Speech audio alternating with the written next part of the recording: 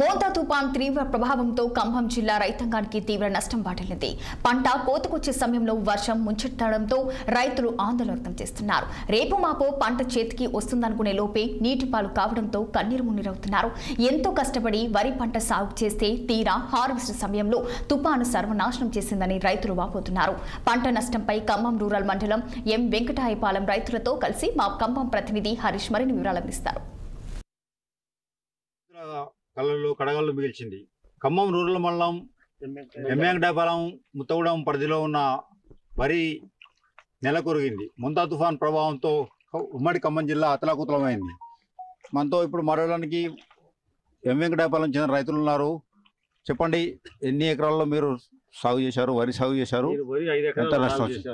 5 ఎకరాల్లో వరి సాగు చేశారు. మొత్తం ఇదే మోడల్గా పడిపోయింది. ఒక ఎకరానికి 75,000 రూపాయల చొప్పున నష్టపరిహారం. మొత్తం ఇక్కడ వెంకటాయపాలెంలో సుమారు 170 ఎకరాలు మాగానే వేశారు. మొత్తం ఈ వరద ఈ తుఫాన్ కారణంగా ఈ విధంగా పడిపోయింది. మొత్తం కోతకు వచ్చింది. ఇంకా 4-5 రోజులు అయితే కోసేవారు పొలం.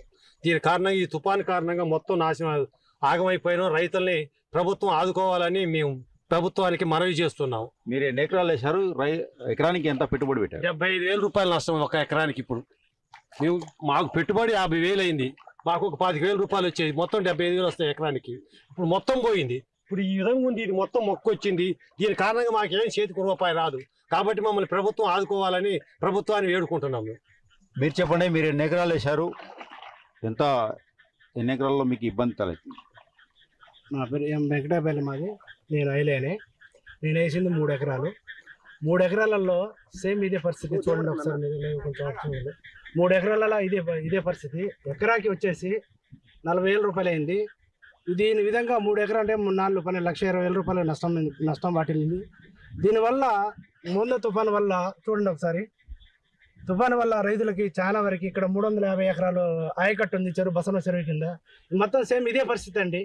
ఈ ఊరు మొత్తంగా బసవ చెరువు కింద ఉన్నటువంటి ఆయకట్టు కింద మొత్తం 350 ఎకరాల పరిస్థితి మొత్తం ఇదే. మాకు నష్టపరిహారం అంటే రైతులు ఒకసారి వచ్చి సర్వే చేసి చూసి మాకు ఎకరాకి వచ్చేసి మినిమం 50,000 రూపాయలు ఇవ్వాలి మాకు అని మేము రైతు వారీగా మేము డిమాండ్ చేస్తున్నాం. ఇప్పటి వరకు అయితే మాకు ఇది ఒక ఎకరాకి వచ్చేసి వడ్లు ఒక ఎకరాకి వచ్చేసి 4 పుట్ల వరకు వస్తుందండి. 4 అంటే మీరు ఇప్పుడు మద్దతు ధర ఇచ్చింది కాబట్టి ఇప్పుడు గవర్నమెంట్ ప్రకారంగా మాకు ఎకరాకు అట్లా ధాన్యం మాకు దాంతో పాటు బోనస్తో పాటు ఈ నష్టపరిహారంతో పాటు మిగిలిన కూడా ఎకరాకి 40,000 రూపాయలు మాకు ఇవ్వాలని మేము డిమాండ్ చేస్తున్నామండి. రైతు వారికి డిమాండ్ చేస్తున్నాం. మంగళవారం అర్ధరాత్రి ప్రారంభమైన మోంతా తుఫాన్ బుధవారం ఉదయం నుంచి ఎడతెరిపి లేకుండా వాన పడడంతో పొలాలన్నీ నీటిమయమయ్యాయి. మీరు చెప్పండి, మీరు ఎన్ని ఎకరాలు వేశారు? మీకు ఎంత ఇబ్బంది తలెత్తింది? మీకు ఎన్ని ఎకరాలు వేసారు? సార్ నేను మిర్చి వచ్చేసి 2 ఎకరాలు వేసిన, పత్తి వచ్చేసి 5 ఎకరాలు వేసిన. పత్తి మొత్తం చెట్టు మీద చెట్టు అంటే పత్తి అంతా పగిలింది. దాని మీద మళ్ళీ మొక్కలు కూడా వస్తున్నాయి. మిర్చి అంతా అడ్డం పడిపోయింది. అంతా చెట్లన్నీ పడుకున్నాయి, నేల మట్టం అయిపోయింది. ఇప్పుడు ప్రజెంట్గా వచ్చేసి ఎకరానికి వచ్చేసి మినిమం 50,000 నుంచి ఒక 70,000 వరకు మిర్చి పంటకు పెట్టినాం. 30,000 నుంచి 40,000 వరకు పత్తి పంటకు పెట్టినాం. కానీ ఆ పెట్టిన పెట్టుబడి కూడా వచ్చేటట్లేదు. అంతా నష్టమే.